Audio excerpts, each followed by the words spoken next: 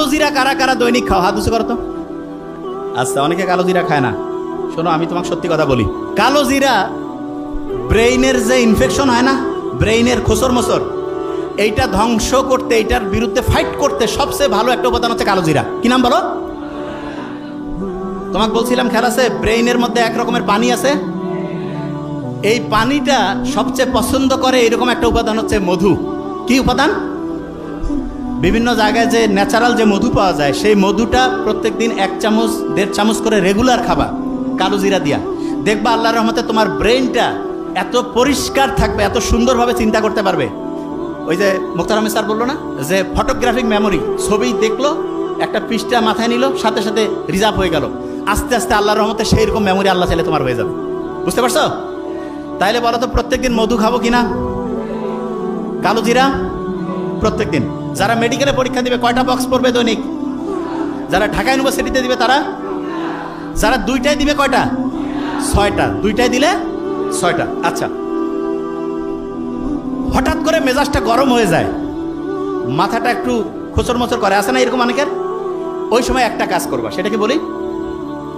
ওই সময় খুব সহজ কাজ, সেটা হচ্ছে কি জানো? চোখ বন্ধ করবা। করো করো, করছো? চোখ বন্ধ করে চিন্তা করো যে তুমি যে জায়গায় চান্স পাইতেছো সেই জায়গায় চান্স পেয়ে গেছো। চিন্তা করো তো, ভালো লাগতেছে?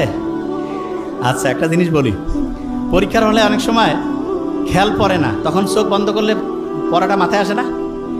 কারণটা কি জানো?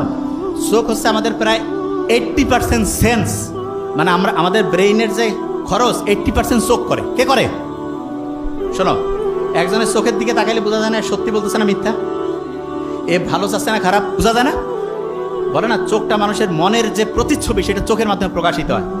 তোমার একটা পড়া মনে আসতেছে না, তার মানে ব্রেইনে যে জায়গায় পড়াটা রাখছো সেই জায়গা থেকে নেটওয়ার্ক ঠিকভাবে কানেকশন পাচ্ছে না। কানেকশন করার জন্য অনেক সময় তুমি দেখবে হঠাৎ করে তোমার বাসায় কারেন্ট লো ভোল্টেজ হয়েছে বা কারেন্ট চলে গেছে, তখন আমরা এরকম করি না, কিছু কিছু জিনিস বন্ধ করে দিয়ে ফ্যানটা আর যেটা খুব প্রয়োজনীয় সেটা চালু রেখে অন্য সব বন্ধ করে দেয়, যে ভোল্টেজটা একটু ঠিকভাবে এটা পাও। ঠিক তেমনি করে তোমার ব্রেইনের ভোল্টেজে তখন কম বেশি হয়েছে, এই ভোল্টেজটা তখন কিভাবে আসবে? ঠিক চোখ বন্ধ করছো না, তখন এই শক্তিটা তো খরচ আর হচ্ছে না, তখন ও খুঁজতেছে পড়াটাকে, এবং পড়াটা খুঁজে আলহামদুলিল্লাহ চলে আসলো। আরেকটা জিনিস দেখবা, হঠাৎ করে তোমার একটা পড়া মাথায় আসতেছে না, দেখিও পরীক্ষার হল থেকে বাড়ি হইছো, ওই সময় মাথায় আসছে, হয়েছে এরকম হয় না? আচ্ছা, অনেকে কবে এটা কেন হয়?